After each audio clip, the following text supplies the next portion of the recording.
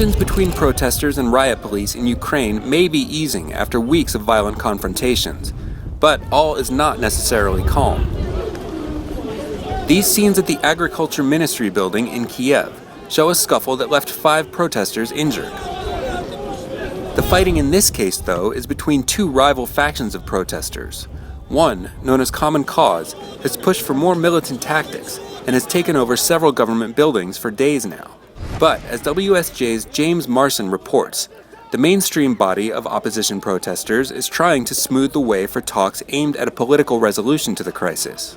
So it organized a force to evict the Common Cause group in a show of compromise with the ruling government. Ukraine's parliament is discussing potential legislation that would grant amnesty for protesters.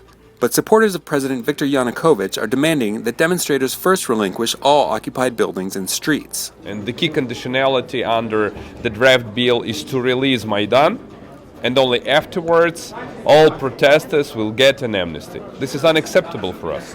The recent repeal of strict anti-dissident laws, along with the resignation of the Prime Minister, may have begun a possible political settlement, but it's unlikely to be that simple. It's not completely resolved because protesters on the streets are actually demanding the ouster of Yanukovych, the president. So it's not entirely clear that they'll leave even if they get this amnesty law. Negotiations at the Geneva II conference aimed at stopping Syria's bloody civil war appear to have resulted in stalemate, as representatives of Syria's rebels, the Assad regime, and UN mediators prepare to take a week-long break from discussions. Head mediator Lakhdar Brahimi addressed the press Wednesday, sounding less than hopeful. I do not expect that we will achieve anything substantive. Both the rebels and the government agreed to this week's meetings after earlier talks called for establishing a transitional government in Syria.